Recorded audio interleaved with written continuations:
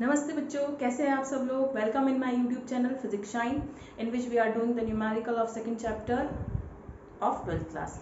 Okay, और इसमें हमने already 25 numerical we have done. Now we are starting with 26 numerical. The question is,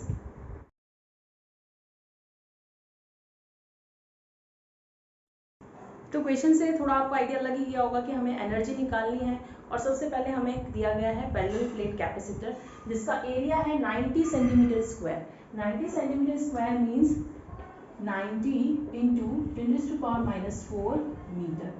and the separation, जो separation दिया है वो दिया है 2.5 millimetre, that is 2.5 into 10⁻³ metre. And voltage V is 400 volt.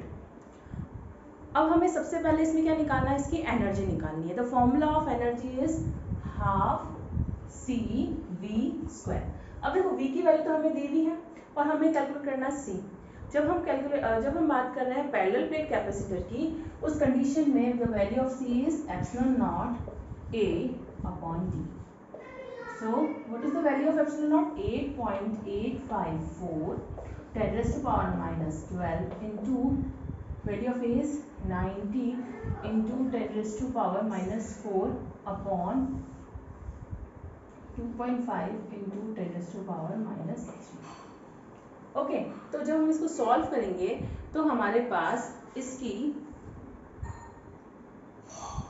Final value आ जाएगी 3.187 into 10⁻⁻11 फैरेड। ठीक है, तो ये तो वैल्यू है C की और हमें क्या निकालना है, हाफ CV²। तो एनर्जी, जिसको हम U से ही बताते हैं, half CV², half what is the value of C, 3.187 into 10⁻⁻11 into 400। Okay, तो जब आप मल्टीप्लाई करेंगे तो ये हो जाएगा, 2 से इसको मल्टीप्लाई करेंगे तो ये हो जाएगा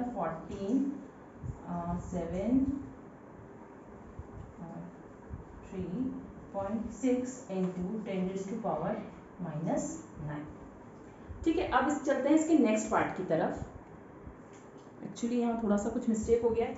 यहाँ पर हम करेंगे 400 का स्क्वायर करेंगे, उसके बाद सॉल्व करेंगे तो हमारा आंसर थोड़ा सा डिफरेंट आएगा। वो आएगा 2.55 into, now the 10⁻⁻ is -6 और एनर्जी है तो हम इसको लिख देंगे जूल में। अब नेक्स्ट क्वेश्चन है इसका, मैं एक बार रीड कर देती हूँ आपको वापस से, कि ये जो एनर्जी डेंसिटी है ना, इसके लिए हमें, ये तो है टोटल एनर्जी डेंसिटी, अब हमें निकालनी है एनर्जी पर यूनिट वॉल्यूम, है ना। इसके लिए हमने ऑलरेडी डेरिवेशन किया हुआ है, लेकिन ये हमसे कह रहा है कि ये जो हमने रिलेशन कैलकुलेट किया है उसी से ही वापस वही रिलेशन हाफ ε0 E², ये वाला जो रिलेशन होता है हमें इसे प्रूव करना है। और किससे करना है, जो हमारे कैलकुलेशंस के रिजल्ट आए इन्हीं से ही करना है। ठीक है, तो फिर करते हैं। इसका आपको पर यूनिट एनर्जी डेंसिटी निकालनी है UV। ठीक है, तो ये क्या हो जाएगा, जो भी हमने एनर्जी निकाली अभी, ठीक है, 2.55 into 10⁻⁻6 अपॉन वॉल्यूम, है ना। पर यूनिट वॉल्यूम के लिए निकालनी थी, वो तो टोटल एनर्जी डेंसिटी थी। तो 2.55 10⁻⁻6 तो हमारी वैल्यू थी upon per unit volume. Volume क्या हो जाएगा, यहाँ से देखो ये तो है एरिया और ये है सेपरेशन, मतलब distance between the plates. Okay, तो इससे क्या वैल्यू आ जाएगी, अगर मैं A इंटू डी कर दूँ तो क्या बन जाएगा, वो वॉल्यूम बन जाएगा। तो यहाँ लिख देंगे 2.55 into 10⁻⁻6 upon 90 into 10⁻⁻4 into 2.5 into 10⁻⁻3। तो इसको पूरा जब हम सॉर्ट आउट करेंगे तो हमारी एनर्जी डेंसिटी की वैल्यू आ जाएगी 0.113 पर मीटर स्क्वायर आएगी। क्यों आएगी, क्योंकि पर यूनिट वॉल्यूम की है ना, per metre cube, sorry, joule per metre cube. ठीक है, तो यहाँ तक हो गया। अब हमें वापस इसी से फॉर्मूला लाना है, अभी जो मैंने बताया था हाफ ε0 E², है ना। तो इसी फॉर्मूले को लाने के लिए हम क्या करेंगे, यहाँ से स्टार्ट करेंगे। जैसे UV है हमारे पास फॉर्मूला, है ना। UV क्या होता है, एनर्जी U अपॉन वॉल्यूम। ठीक है, एनर्जी की वैल्यू क्या हो जाएगी हमारे पास, तो हम पहले यूवी की वैल्यू रखेंगे हाफ CV स्क्वायर नहीं रखेंगे, इस बार रखेंगे हाफ QV। हमने हाफ QV क्यों रखा, क्योंकि हमें यहाँ पर चाहिए half epsilon not E square, तो हम इसे एनर्जी डेंसिटी की फॉर्म डेंसिटी की फॉर्म में चेंज करेंगे ना, सरफेस डेंसिटी। और वॉल्यूम क्या हो जाएगा A इंटू डी, है ना, एरिया इंटू डिस्टेंस। अब देखिए इसे फिर से करते हैं, हाफ Q बाय A अलग लिख देते हैं और V बाय D अलग लिख देते हैं। अब बताइए Q बाय A क्या बन गया, Q बाय A बन गया हमारे पास चार्ज डेंसिटी सिग्मा, और V बाय D क्या बन गया हमारे पास इलेक्ट्रिक फील्ड, है ना। अब एक चीज और हमें फॉर्मूला पता है, E इज इक्वल्स टू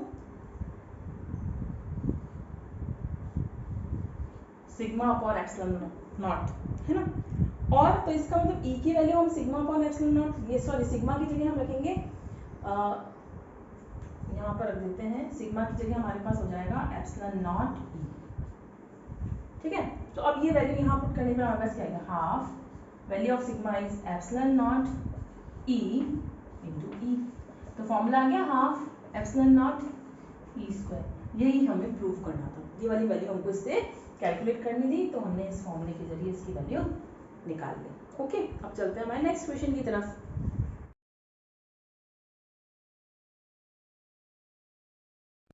तो हमारा नेक्स्ट क्वेश्चन है कि हमारे पास एक कैपेसिटर है जिसकी कैपेसिटेंस है 4 माइक्रोफैरड और वोल्टेज 200 वोल्टेज की सप्लाई से हमने इसको कनेक्ट कर दिया। कनेक्ट करने के बाद इसको हम वापस डिस्कनेक्ट कर देते हैं और सेकंड कंडीशन में हम क्या करेंगे, इसके साथ एक और कैपेसिटर अटैच कर देंगे 2 माइक्रोफैरड का। दोनों कैपेसिटर जोड़ने के बाद फिर से एनर्जी को कैलकुलेट करना है। तो हमें ये देखना है कि जब हमने सप्लाई में जोड़ा और उसके बाद उस सप्लाई को हटा के वापस दूसरे कैपेसिटर से जोड़ा तो कितना एनर्जी लॉस होगा, ऑफ कोर्स एनर्जी लॉस होगा। तो हमें वो एनर्जी लॉस कैलकुलेट करना है। वो कैलकुलेट करने के लिए हमें क्या करना पड़ेगा, एनर्जी का फॉर्मूला लगाना पड़ेगा। What is the formula of energy, E is equal to half CV square, जो हमने पहले यूज किया था। लेकिन हमें एनर्जी लॉस निकालना, तो हमें दोनों कंडीशंस के लिए एनर्जी निकालनी है और फिर एनर्जी लॉस निकालना है। तो चलो करते हैं। तो यहाँ हो जाएगा पहले वाले केस के लिए हम जब निकालेंगे एनर्जी तो हो जाएगा E is equals to half C1 V square. तो half what is the value of C1, 4 into 10⁻⁻⁶, और V स्क्वायर है तो 200 का स्क्वायर। तो कितनी वैल्यू हो जाएगी, देखो 1/2 इंटू 4 इंटू 10⁻⁶ इंटू 4 इंटू 10⁻⁴। तो जब हम कैलकुलेट करेंगे तो कितना आ जाएगा, 4 टू जा 8 इंटू 10⁻⁻², ठीक है। ये जूल में हमारी एनर्जी कैलकुलेट हो गई। अब हमने क्या किया है, इसके लिए हम चार्ज भी निकाल लें, तो C1 भी है ना, चार्ज की वैल्यू क्या हो जाएगी हमारे पास C1 भी, तो C1 इज 4 इंटू 10⁻⁻⁶ इंटू 200, तो कितनी वैल्यू हो जाएगी 8 इंटू 10⁻⁻⁴, है ना। ये कूलाम में इसकी वैल्यू आ गई, 4 टू जा 8 और से सॉल्व कर लिया। अब यही जो चार्ज है, यही चार्ज दूसरे पर भी रहेगा क्योंकि चार्ज की वैल्यू सेम रहेगी, लेकिन अब C कितना हो गया, C dash will be C1 plus C2। C1 कितना था 4 माइक्रोफैरड और ये कितना था 2 माइक्रोफैरड, तो कितना हो जाएगा 6 माइक्रोफैरड। ओके, तो अब हमें वैल्यू निकालनी है कि V डैश कितना हो जाएगा, तो V dash is equals to C by Q by C, sorry, तो Q तो इतना ही है हमारे पास, है ना। अब वोल्टेज कितना हो जाएगा, क्योंकि हमें वापस फॉर्मूला क्या करना है, हाफ CV स्क्वायर, तो हम इस V को कैलकुलेट करना चाह रहे हैं। V को कैलकुलेट करने के लिए करना पड़ेगा Q is upon C dash हो जाएगी value, what is the value of Q, 8 into 10⁻⁻⁴, and what is the value of C dash, 6 into 10⁻⁻⁶, 10⁻⁻² तो हो गया, और इसकी वैल्यू कितनी हो जाएगी 4/3 इंटू 10⁻⁴, है ना। अब ये जो हमारे पास वैल्यू आई है ना, इसको हम ऐसे भी लिख सकते हैं 400/, ठीक है। अब हमने फिर से वापस फॉर्मूला निकालना है, अब हमें एनर्जी निकालनी है E dash will be again half CV, C dash होगा और यहाँ पे V डैश का स्क्वायर, हाफ C डैश की वैल्यू हमने अभी कितनी निकाली 6 माइक्रोफैरड, 6 इंटू 10⁻⁻⁶, और V डैश की वैल्यू 400/3 का होल स्क्वायर, है ना। तो अब इसे हम पूरा इसकी वैल्यू निकालेंगे फाइनली, तो आ जाएंगे 16/3 इंटू 10⁻² जूल। तो फाइनली हमें क्या करना है, इन दोनों का डिफरेंस निकालना है, तो वो आप निकाल सकते हैं आप कि एनर्जी लॉस क्या हो जाएगा, E माइनस ई dash. Energy loss E minus ई डैश, और इसकी वैल्यू जो हम सॉल्व करके निकालेंगे तो आएगी, this is the numerical number 27। Okay, take it screenshot.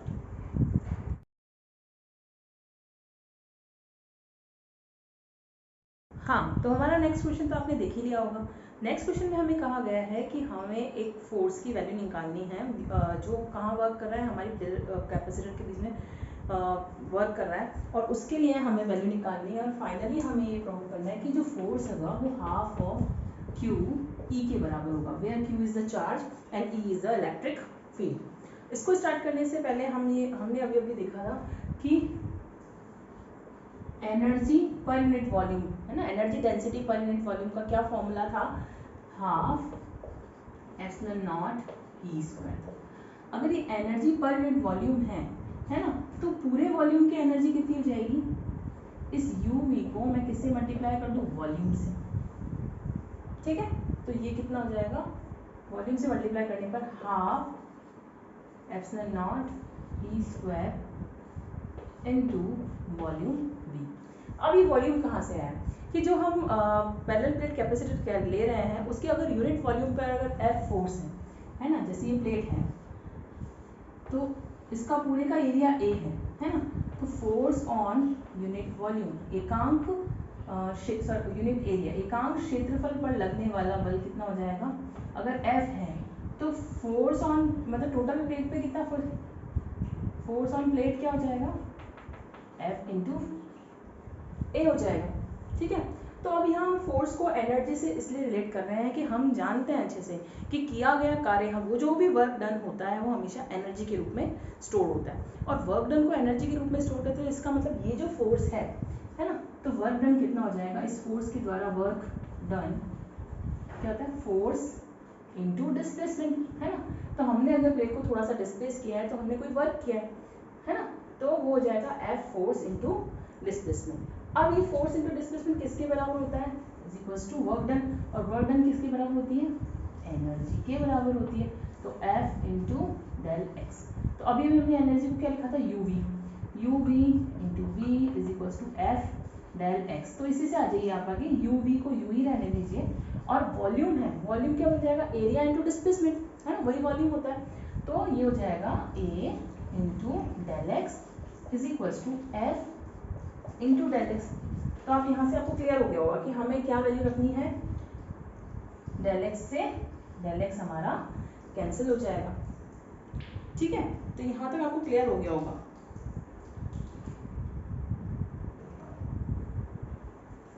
और सॉरी ये मैं लिखना भूल गई थी ना, तो ए से भी ए भी कैंसिल हो जाएगा। इसका मतलब जो फोर्स है वो unit energy density per unit volume है उसके बराबर आ गया है ना, तो F इज इक्वल्स टू हमने फाइनली लिख दिया यू वी के बराबर आ गया। अब यू वी की वैल्यू कितनी है हमारे पास, half epsilon naught E square है ना, half epsilon naught E square है, और ई की वैल्यू हमने अभी अभी क्या निकाली थी बताइए, मैंने अभी सिग्मा अपॉन एप्सिलॉन नॉट है ना, तो यही वैल्यू हम इसमें लिख देंगे।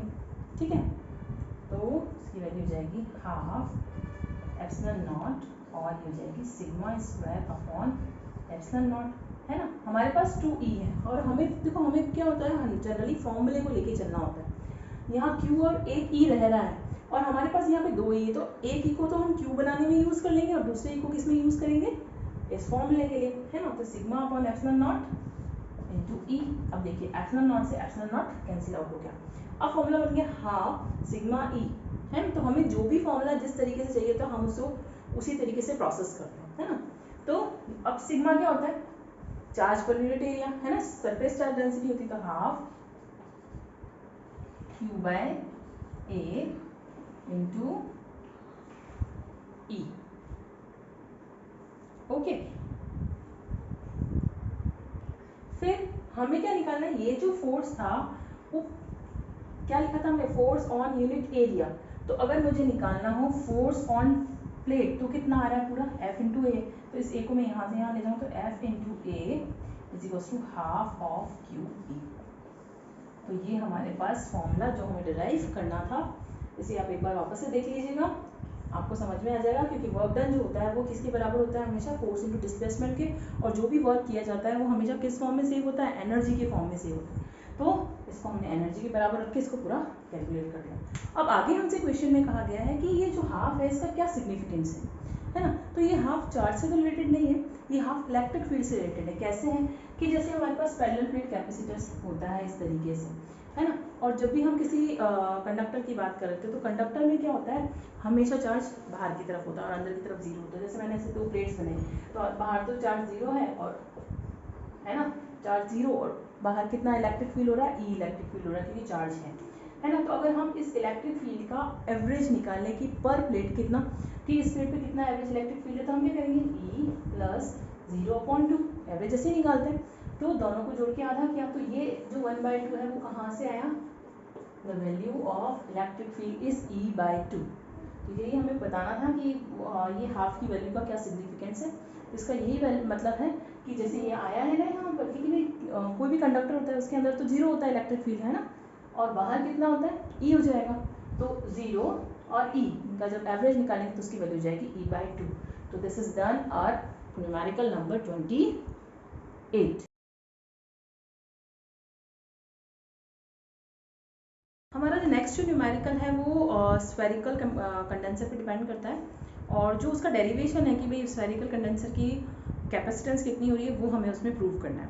ठीक है, इसमें हम क्या करते हैं, स्फेरिकल कंडक्टर में दो स्फीयर्स ले लेते हैं ना, एक के अंदर एक, कॉन्सेंट्रिक कहते हैं ना, संकेंद्रीय, जिसका केंद्र एक होता है और एक ही के साथ दूसरा हमें लेना पड़ता है इस तरीके से। जैसे ये है, ये एक हमने स्फीयर ले लिया और इसको किसी दूसरे स्फीयर के अंदर जैसे बंद किया, ठीक है। तो ये बड़े वाले को हमने मान लिया A और छोटे वाले को हमने मान लिया B। बड़े वाले की रेडियस है R1 और छोटे वाले की रेडियस है R2। ठीक है, तो जब भी इसको चार्ज दिया जाएगा तो इसका चार्ज, जैसे हमने इसको -Q चार्ज दिया, तो ये -Q चार्ज कहाँ आ जाएगा, इसके सरफेस पे आ जाएगा। और by the induction plus charge कहाँ आ जाएगा, A की इनर सरफेस। अब इस तरीके से चार्ज आने के बाद देखिए यहाँ प्लस आएगा तो ऑब्वियस है कि बाहर वाले पे कितना आ जाएगा, वापस से -Q चार्ज आ जाएगा, जिससे हमने यहाँ पर ग्राउंडेड कर दिया है। और यहाँ पर ग्राउंडेड करने का मतलब हुआ, भूख संपर्कित करने का मतलब हुआ कि अब इस पर कोई भी चार्ज नहीं है।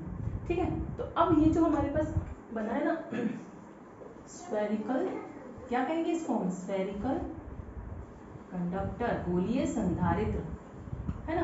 तो जब हम गोलीय संधारित्र की बात करें तो इसके लिए हमें C की वैल्यू को हमें प्रूव करना है। तो कैसे प्रूव करेंगे, सबसे पहले C की वैल्यू के लिए हमें क्या चाहिए, हमें वोल्टेज चाहिए होता था, हम वोल्टेज कैलकुलेट करेंगे। तो वोल्टेज फॉर B स्फीयर, है ना, सबसे पहले अंदर से शुरुआत करते हैं। B स्फीयर पे वोल्टेज किसके कारण होगा, एक तो देखो B स्फीयर पे दो तरीके की वोल्टेज होगी। V1 तो होगा कि खुद के गोले के जो चार्जेस हैं उनके कारण, और एक और होगा V2, वो होगा इस दूसरे वाले के जो अंदर चार्ज है इनके कारण। ठीक है, फॉर्मूला KQ/R ही है, तो उसी फॉर्मूले से चलते हैं कि V इज इक्वल्स टू, हम लिख देंगे V1 plus V2, B is equals to, ठीक है। अब V1 क्या है, यहाँ लिख देंगे V1 जो है वो इस पहले वाले V1 है ड्यू टू A स्फीयर, है ना, A स्फीयर के कारण, और V2 किसके कारण है, due to B sphere. Clear. अब देखो V1 की वैल्यू आप लिख दो KQ/R1, और जब V2 की बात होगी तो क्या हो जाएगा, -KQ/R। माइनस क्यों हुआ है, क्योंकि नेगेटिव चार्जेस है ये, और ये चार्जेस पॉजिटिव, इसलिए KQ/R। जोड़ना तो दोनों को ही है, बट इसके चार्जेस नेगेटिव थे इसलिए।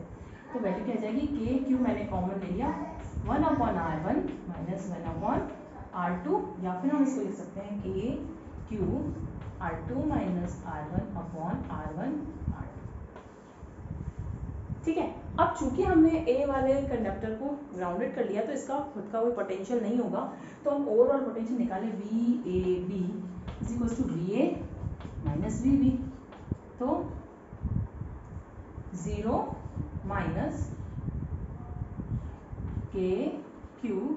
अब देखिए हम इसका माइनस भी कॉमन ले लेते हैं क्योंकि हमें R1 माइनस R2 करना है ना, अकॉर्डिंग टू फॉर्मूला। ठीक है, तो माइनस माइनस प्लस हो गया तो फॉर्मूला बन गया के क्यू, क्योंकि यहाँ जीरो है ना तो माइनस माइनस प्लस के Q R1 minus R2 upon R1। ये तो हो गया V की वैल्यू। अब C इज इक्वल्स टू क्या होता है, C is equals to Q by V के P, Q बाय के Q R1 minus R2 upon R1। इसको सॉल्व करेंगे तो हमारे पास Q से Q कैंसिल हो जाएगा और K की वैल्यू क्या हो जाएगी 4 पाई एप्सिलॉन नॉट। इसे हम लिख देंगे इसे 4 pi epsilon not R1 R2 upon R1 minus R1। This is the required formula for the spherical conductor, है ना। गोलीय संधारित्र के लिए क्या सूत्र हो जाएगा इसका, 4 pi epsilon not R1 R2 upon R1 minus R2। Okay, अब जो हमारा नेक्स्ट न्यूमेरिकल है, न्यूमेरिकल नंबर 30, वो हमारा इसी फॉर्मूले पे बेस्ड है। तो मैंने आपको फॉर्मूला सिखाई दिया है, आपको कैलकुलेशन करना आता ही है, तो आप उस नेक्स्ट क्वेश्चन को करिए और उसके बाद हम आगे के न्यूमेरिकल्स करेंगे अपने अगले वीडियो में। तब तक टेक केयर, बाय बाय।